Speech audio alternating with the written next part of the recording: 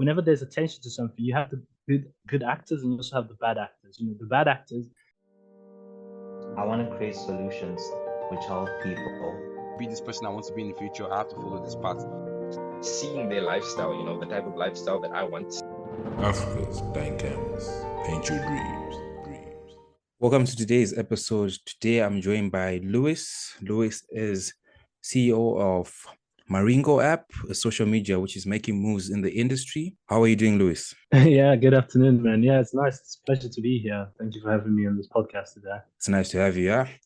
So, Louis, can you just tell us about yourself? Who is Louis? Besides being, head of Maringo, who is Louis just as a person?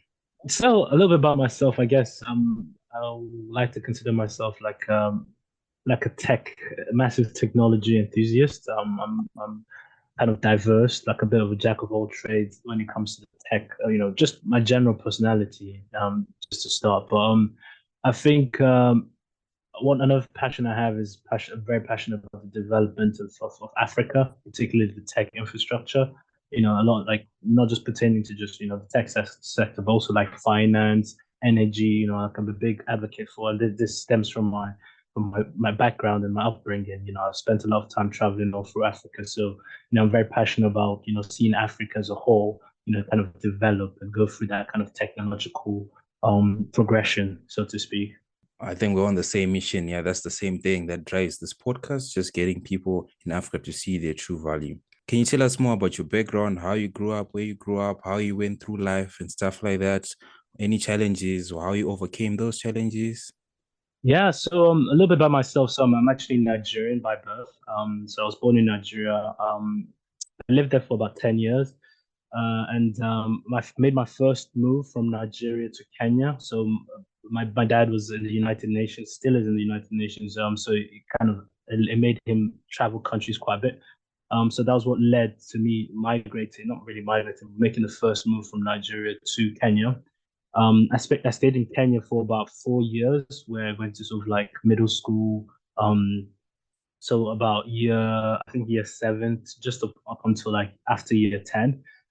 After which I then moved again to South Africa and spent about 4 years there till I matriculated or graduated, finished high school, and then went to pursue my further education in England. So that's kind of like all my life, I would say I've kind of been on the move from one place to another, and like I mentioned previously, it's allowed me to see Africa from the different kind of perspectives. These three countries I had the pleasure of growing up in, are considered quite massive, large influences in the whole African continent. So that's kind of why I would say like I've adopted like a huge passion towards Africa as a whole, and I consider myself as a general citizen of Africa, and that really has rubbed and made form of my identity, shaped my identity. Oh, that's really lovely. Traveling around Africa, most people dream of doing that. I've been around a small part of Africa, mostly the Southern African, been to, of course, I'm Zimbabwean, been to SA, also been to Botswana. So it's just something which is nice. So from you, like you said, your father is in the UN and then leads that you're traveling a lot. How did that affect you, in terms of building relationships? Maybe you're not traveling as much, but, imagine 10 years in Nigeria, you have a lot of friends, then, oh, sorry, we have to relocate to Kenya, starting up again. Maybe you're now settling in Kenya. Oh, sorry, we have to move to South Africa now. How was that for you, like in terms of you as a person in building relationships?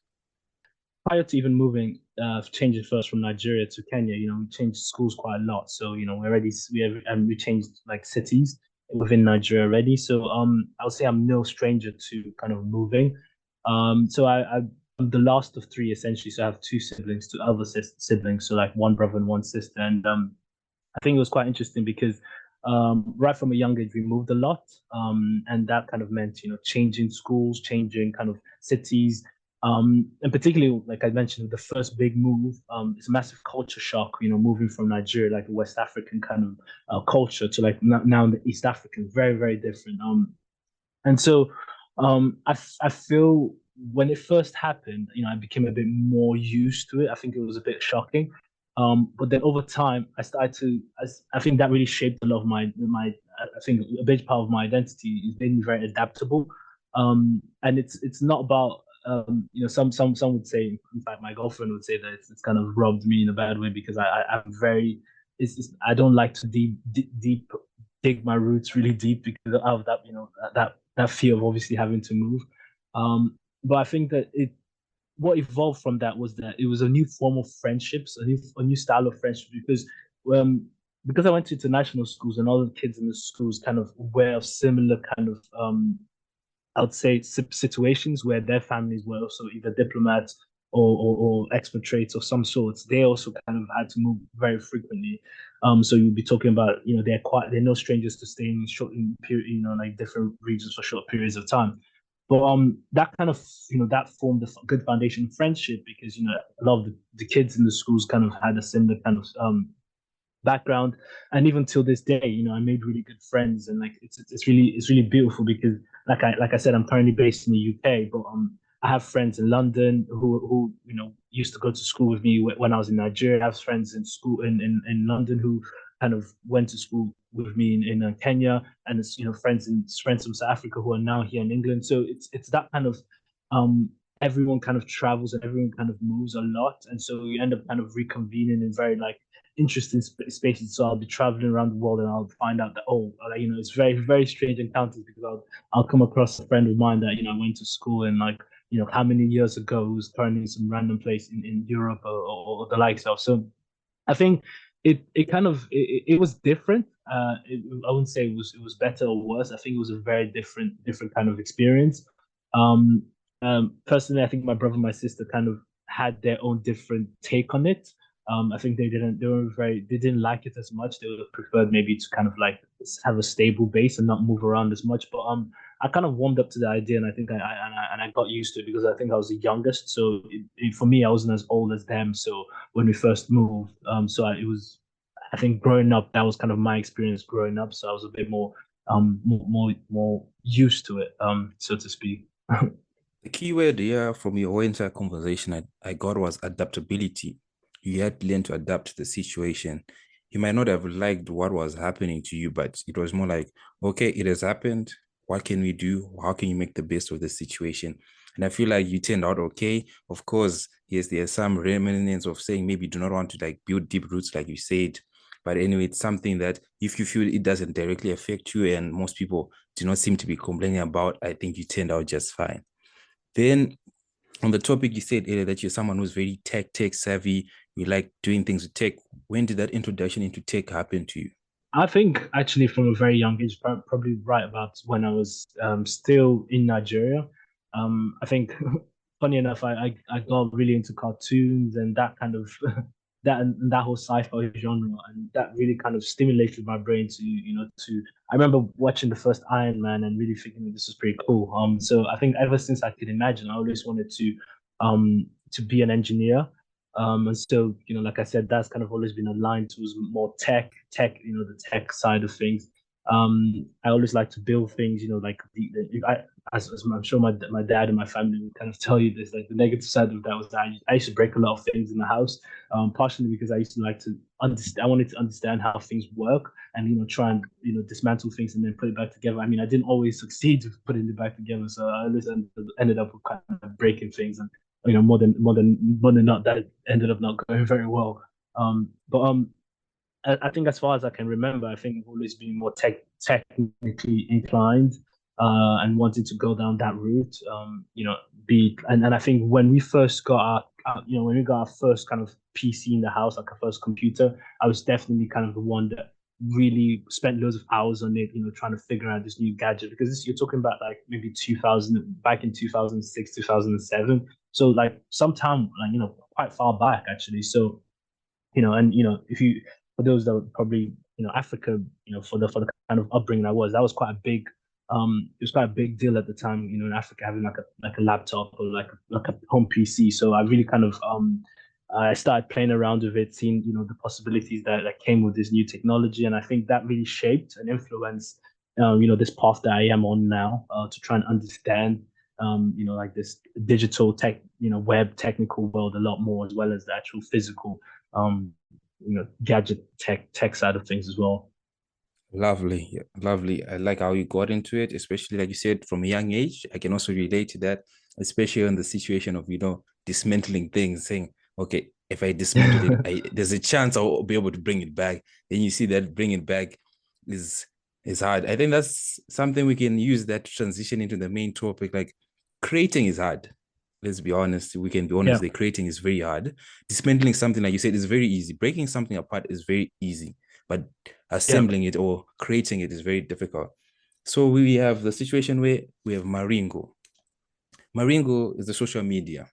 And we live in an age where connectivity is more important than anything else. Everyone wants to connect. Like you said, you grew up in a time you're moving a lot, and back then maybe technology was not as strong as it was. Connecting was very difficult. So for you, can you explain to us what is Maringo, what is its goal, and what is the purpose of it? So I think, like you said, so Maringo is kind of the birth child of, I would say, what I felt, based on my experiences in terms of growing up. I think, like you mentioned, connectivity and connections were very big, and even keeping in touch with your loved ones. I think when I was in Kenya, I was sent to boarding school, and my parents were in there, and so the only way I could connect with them. Even when I first moved away from Nigeria, a lot of my friends in Nigeria, that was the first access of actually me utilizing these kind of social media platforms to really keep in touch. Particularly when you're traveling a lot and moving from one place to another, you realize that you start to recognize the benefits and value of having these social media networks, because in the past, if you're talking about like in the 90s, they didn't have like social media platforms, so they either used to have to write letters or make phone calls, which were really costly at the time. So I think with the birth of social media, the social media age, it allowed for that connection. It allowed for that connection to to be made easier. Which particularly at the time when I was growing up and really making all this moves and all this traveling a lot, I think that was one of the big things that kind of made me stay in touch with a lot of my friends and really connect with people on a more international level.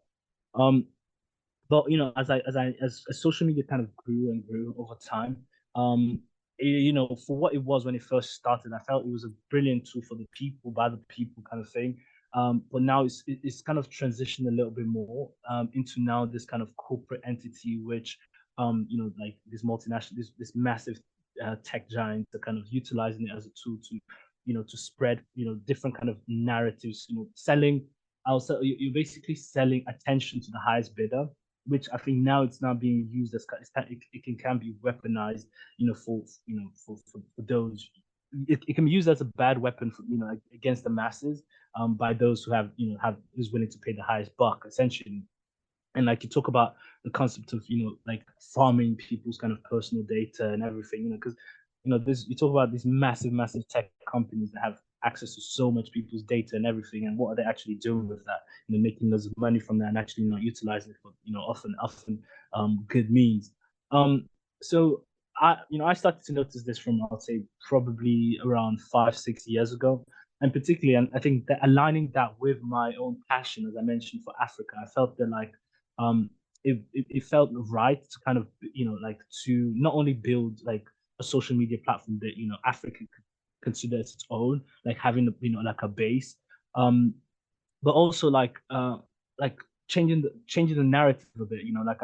With my sort of experience, I've in the web, I'm sure you kind of heard of this whole concept of Web3 and making it more democratizing it for the users, opposed to like moving away from these kind of heavily centralized, biased governance of platforms to now like platforms which users actually have more stake, more control, more say over, more ownership over their experiences. So combining all these different things together was what formed the basis and the foundation of the idea to really go up behind and build Maringo to what it was. So I think that's kind of what birthed Maringo. But funny enough, actually, in humbler beginnings of Maringo, it was actually meant to be. It started off as like a platform for showcasing and selling African art. That's actually one of the funnier histories of Maringo. Actually, initially the idea started off as like I wanted. I'm a big fan of art, particularly like like I mentioned, as I travel a lot. It was one of the things that I really became like a massive enthusiast for, and seeing all the different style of art, the different artists that were around Africa and different style they used. And I also often felt like their work was often undervalued, underappreciated, because they weren't kind of given like the medium to kind of showcase their art, to really make a career, like a serious career from this art. And I really felt it was kind of brilliant stuff they did. So initially I wanted to create a platform that would that would be able to give this artist a medium to kind of sell that on an international scale, to kind of get the attention, get the funding they need to actually pursue artistry as like actual career. But obviously, since then, it's kind of evolved and shaped into this much bigger entity to now being a social fi platform that it is today. So yeah, so that's kind of like a brief, like a sort of long-winded brief explanation of Maringo and how it came to be, to be very honest with you. I think that is very good that you went the long route, because it makes people begin to understand, especially the roots. Like you said, it was mostly going to start for art. Because for myself personally, I've got my hands on the testing also of Maringo. You can see by the design of it. Like you said, it's picture oriented, but again, as you can see, maybe like you said, it was too in testing. Things might change as it goes. So it's something really interesting to hear that it was something about art at first. Then you built upon it, you restructured things, you went back to the drawing board, you came up with a better idea. Another key thing on Maringo's advertising is Web3. And I think a lot of people, especially the technical people, I think they got a bad taste in their mouth with the instance of Web3 form. You know what has happened with crypto, NFTs, especially big words, people be throwing blockchain, people are all like, then they hear Maringo Web3, they're like, I don't think this is something I want to be involved with. What can you say to ease their minds so they can easily adapt with Maringo? So I think that's an interesting take, because looking back at any sort of like significant technology break, you always have the bubble. Like you have this thing called the bubble. So you saw it first when the internet came out. There was a lot of people that rushed into it, like it was a big hype, and then over time it falls off. And but the things with all this amazing technology is that, like, you've seen it now again with AI. You kind of see like a massive hype. It's like a new thing. Everyone rushes to it, and of that, like, whenever there's attention to something, you have the good actors, and you also have the bad actors. The bad actors, they think about, how can I capitalize off this hype to make money, like, to take advantage of those that are like coming onto this thing because of the hype, and those are usually the bad actors.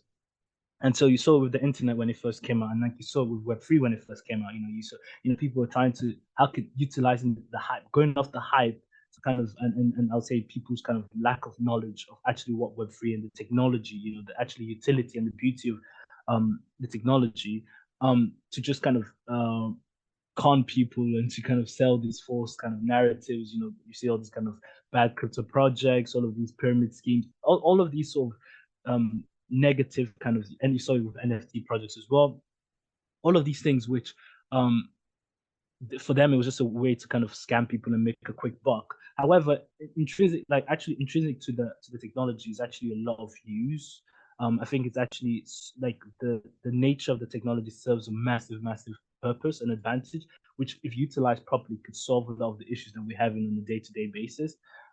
So I think it's good, and I think we're building at the right time, because this is when the good, after the bubble or the hype has been burst, then you start to see the actual good actors, coming to and actually then build off the utility of, leverage the actual benefits of this technology to build platforms, to build ecosystems, to build projects that actually serve a purpose, rather than just going off the hype, so to speak, of these kind of trendy sort of technologies and stuff like that, to build actual meaningful projects. So you saw with the Amazons that that's what birthed the initial social media, and the likes of Google. They came after the initial burst of the internet bubble, and then they built really meaningful projects. And so we're hoping that Maringo can now also be like this second, or I say third iteration of the web, whereby we're capitalizing this really useful technology to build an infrastructure, to build an ecosystem that, like, that serves a massive purpose and actually helps to bring a lot of utility from actually the nature of the technology. I love how you said they were bad actors when something starts. When it blows up, a lot of people do not yet understand. And there's this saying that humans fear things that they don't understand. And those people who know what's happening tend to take advantage of that fear and cultivate in a way that people might engage in that. I did a bit of my own research when I was learning about NFTs at the start. The idea of NFTs was such a revolutionary idea, because it was more like this. From what I read was that they were saying that we had a way of telling the original Mona Lisa from a fake one and all these other big pieces. But there was no way of saying which is the original digital art for especially the digital area where we now had a lot of digital artists. So the problem became like, how do we do that? That's when the idea of NFT came. Like, as an artist, you draw, you do your digital art, you put it on the blockchain, it gets its unique identity. That whenever people can always say this is the original, and if someone takes a screenshot or whatever copies, people will be able to tell that this is the original and this is the fake. But as always, like you said, bad actors come in, they disrupt the entire thing and disrupt the whole thing for benefiting a lot of people. Like the artists could have benefited so much more, like in terms of getting money for their art. But anyway, I think we've reached that stage where a lot of things have come down and people have begun to study these things and have begun to understand and see their potential. So another key thing of Maringo I've noticed the referral program. How do you think you are going to implement it in a way that does not seem like it's deteriorating? Because I feel like a lot of people coming off a lot of Ponzi schemes or these pyramid schemes, they usually see anything with referral, they feel like, what's going on? I don't trust this a bit. How do you implement that program in a way that people will be like, okay, this is how it benefits me and how you guys also make your money? I think that's another thing people like to understand, like how does both sides make money in a way that they feel comfortable, like, oh, during this, I make my cut there, they make their cut there, and that's how the system will keep on running. So to answer that question, I'll let you in on a bit of like marketing metric. So for social media platforms such as this, you talk about something like the cost of customer acquisition. So the cost of user customer acquisition, which is how much money is it gonna take to bring in like a user customer into your application or your platform, etc. So with something such as this, like a social media platform, you kind of want something with along the range of. So what we're going, at least for our very aggressive initial referral campaign, is a 1-to-1 ratio. So that's $1 for every user brought into the app. So if you think about us, the cost of us running ad spend or like on Google or like do like Instagram campaign, how much they charge for impressions and everything, and how much it would take to convert those impressions into users and everything. So we're trying to circumvent all of that, and we're just giving the user the ability to actually, rather than pay Instagram a whole bunch of money, rather than pay Google a whole bunch of money to do like run ad campaigns or etc on there, we're just going straight to our users and saying, look, we're a new platform, a platform that is literally trying to give like change the perspective of build an ecosystem that is for the users. And so how it works is we've budgeted £100,000 for this campaign. So if you think of it as per like our goal is to acquire first 100,000 users with this campaign essentially. So it's not a pyramid scheme. I know that obviously the continent has had quite a few of these pyramids, Ponzi schemes that a lot of people can go off and like have negative opinions about. But it's very simple essentially. So if you think of it as like a $1 to one user ratio, we would very easily have no problem paying out every user, like for everyone that participates in this referral campaign up to our first 100,000 users. So we're aiming to look to keep this campaign going for at least either for when we first hit our 100,000 users or until the end of the 3 months. So that there's no, I think there's no kind of, it's very simply put, there's no kind of dodgy or false sense of, how we're planning on doing it. It's not pyramid scheme. It's just very much strictly marketing kind of, like very like simple metrics essentially for how we're choosing to pay out our users as opposed to like a massive organization for advertising. So that's the ideas, and going behind it essentially. Okay, I think that clarifies a lot of people's misconceptions of it. Because like you said, it's more like you said, it's marketing oriented. You just put a budget aside. You're giving, usually with this pyramid scheme, I have to first give you some money. But in this case, I'm giving your application a try. We build it together. And we see as the application grows, I also benefit from it growing. So I want to see it succeed. So it's, it's a win-win situation from what I'm seeing. Then we move on to Maringo itself. What is Maringo's goal? Like, how Instagram is photos these days. There's also some reels. I think a great example of a social media at the current moment is YouTube. It's long form content. We got Twitter with its tweets. What does Maringo's idea of a social media is to you guys? So in a very interesting way, we want to we want our users to tell that story, to be very honest with you. So we're going for what we think is quite a popular kind of media format now, which is like videos and and short form videos, and also like photos, photo sharing platform. So that's kind of foundation that we're starting Maringo of as. So we're going to introduce more elements to it soon, with the Maringo moments, which is kind of like letting users kind of share statuses of their day, daily snapshots, kind of like stories. And then we're obviously going to build in like a live streaming kind of product as well within our platform. So over time, our goal is to kind of, we're trying, we call ourselves a social fi. So we're going to build like a range of social media products, but also on the back of that, we want to start integrating and combining this whole finance fintech elements to our platform, letting users to be able to send and receive payments, to kind of utilize our, to earn, through our, by leveraging, the monetization features on our platform to actually be able to facilitate, essentially payment, to buy and sell stuff, banking. We're going to integrate some banking aspects into Maringo as well. So long term with Maringo is, I don't know if you're familiar with, like, we try and brand ourselves as a super app, which is kind of like one app where you can kind of achieve, majority of your day-to-day needs, rather than switching from like different apps application. But we're particularly trying to target the African population, the African market, because we believe that, like, for a very long time, the African continent, like, we tend to rely on like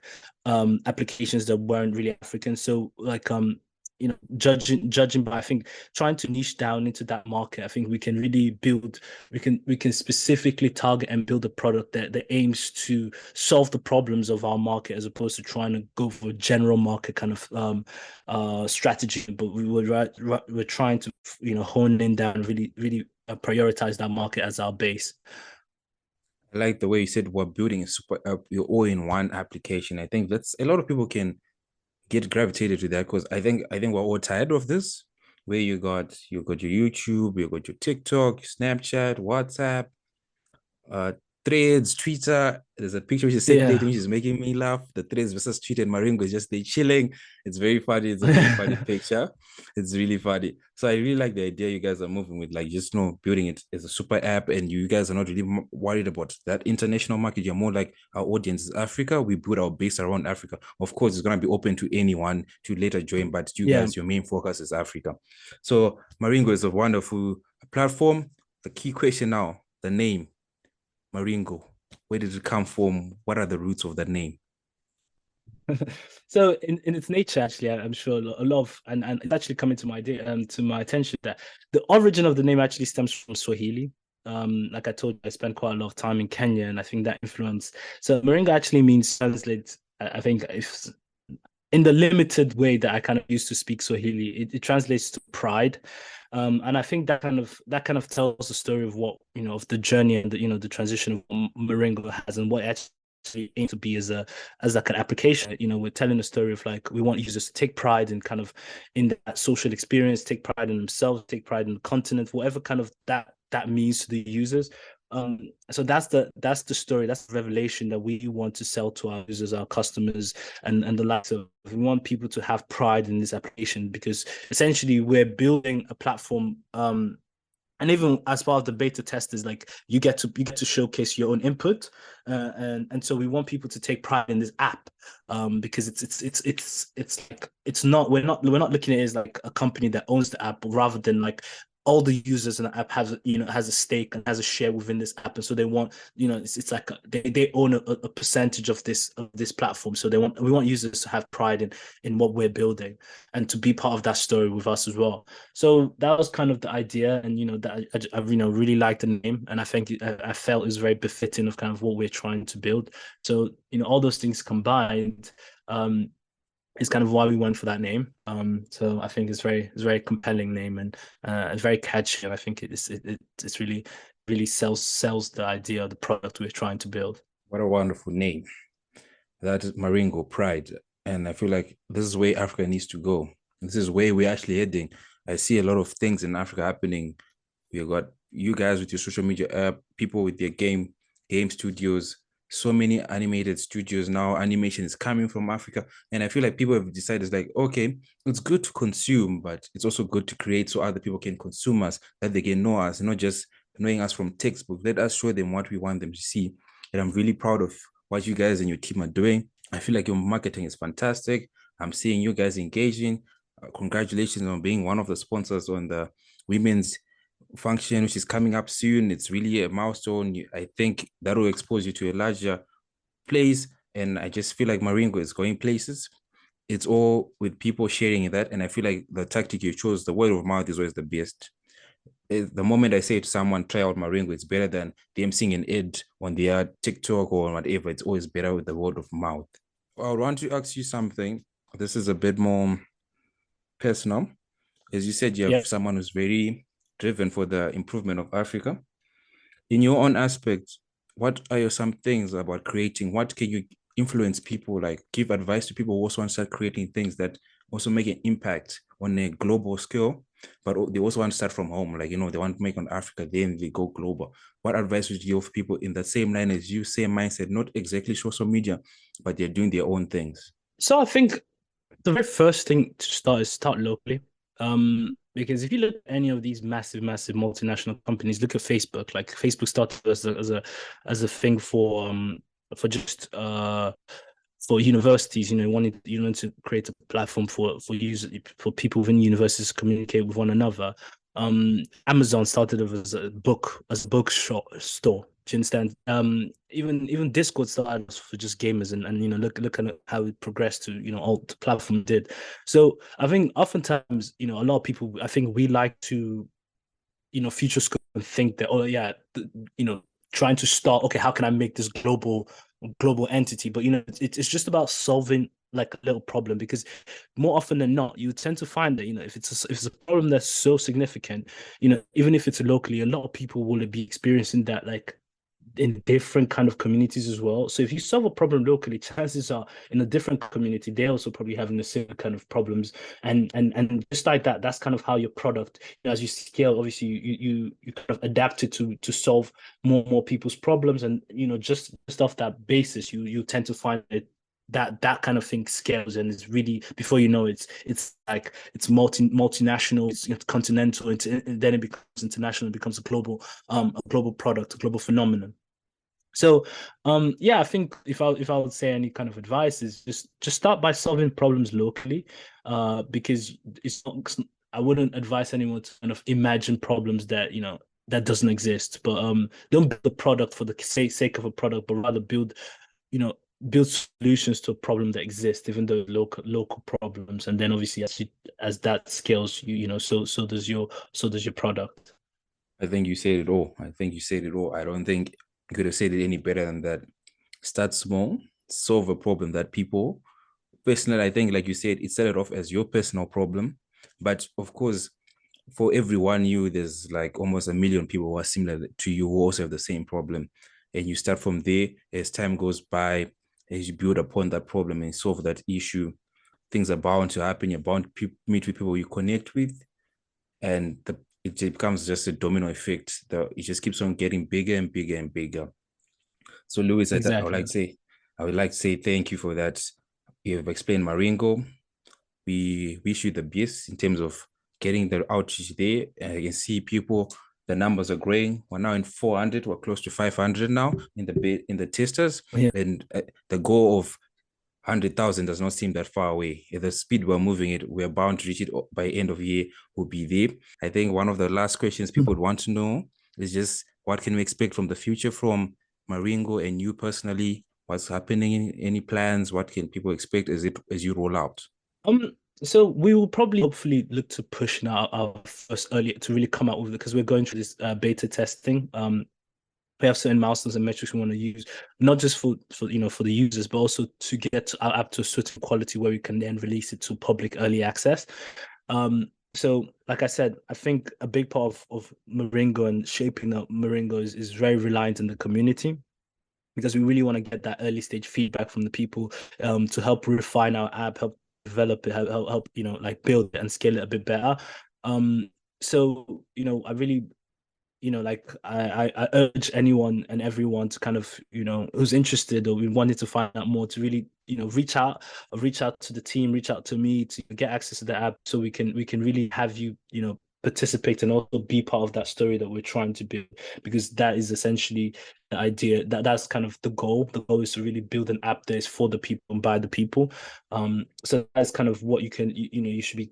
In terms of time frame, we're looking to, pushing out our early access probably before the end of the year, hopefully, with, with more exciting stuff planned. Talk about, going back to the reference of the art stuff I mentioned, Maringo wanting to be an art platform. Essentially, we'll still be capitalizing on those roots again. We're looking to really launch massive schemes and foundations to really help go locally. And you can already see we started on this, already within Nigeria, but we're helping to scale out to Kenya, to South Africa, and and branch out to other African countries massively. But we want to really become big in our community outreach program, sponsoring, collaborating with different communities, local communities, putting on events, local events as well, really upscaling and doing those of like social activism as well within our community. So that's kind of our plan. So it's more than just an app, we're really trying to make significant impact within the communities of our users, and where people will be using our app as well. So that's our goal and our ambition, and hopefully, through the help and support of the community backing us as well, we'll be able to achieve that and continue growing from strength to strength. So yeah, the road is ahead. The roadmap has been set. The vision is clear. You cannot have sounded of better more than this. The community will always support. Will always push it wherever we are. Maringo, our pride in Africa, will continue to push that. So now, can you just give people your social media platforms, where they can find you, where they can find about Maringo, and how the testers in Maringo can also share that to other people? Yeah. So obviously, I'm a personal account. You can find me on LinkedIn, Louis Akaatenger. I'm available on Twitter as well. I'm trying to become available on Twitter. It's not really a platform that I use a lot, but you can also find me on Twitter, Instagram. Obviously, that's more personal, but feel free to connect with me on there. But more importantly, obviously, make sure to check out and follow the Maringo accounts. We're available on LinkedIn, Twitter, Instagram. We have a Telegram channel as well, and ultimately, you can check out our website. But more importantly, to be part of our community, you find out from to join our to get access to the beta testing. I think one of the simplest ways either to be part of our Telegram and then obviously get the appropriate links. But we'll be sharing what we're trying to do actually subsequently in the next week is to make that process to get access to our beta testing a lot easier. So, right now it's a bit cryptic and not a lot of people are able to kind of find out where to get access to our beta testing. But we're trying to simplify that because we'll start putting the app on the App Store and Play Store, but with restricted access.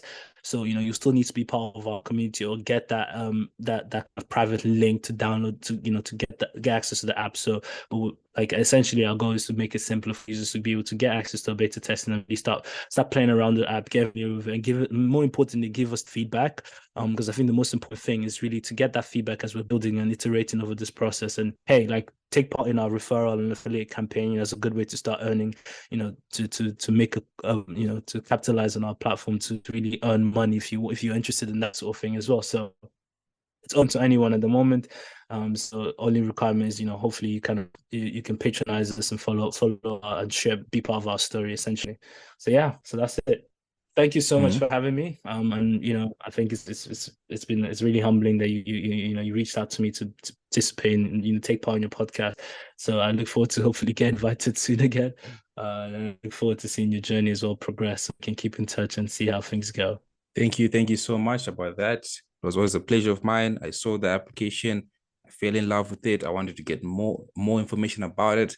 I fought really hard to get into the beta testing program. That's how much I really want to see these applications succeed. Once again, Louis, thank you for being on the podcast. Thank you for taking out of your busy schedule as running this hit, but thank you for taking your time to be with us. Thank you. The pleasure's all mine. Appreciate it. Thank you for listening to today's episode. Make sure to subscribe on whatever platform you're listening to. Also, make sure to follow us on Instagram, Africa's Blank Canvas Podcast, so you're always up to date with the latest news. Don't forget to share. That's the only way we grow.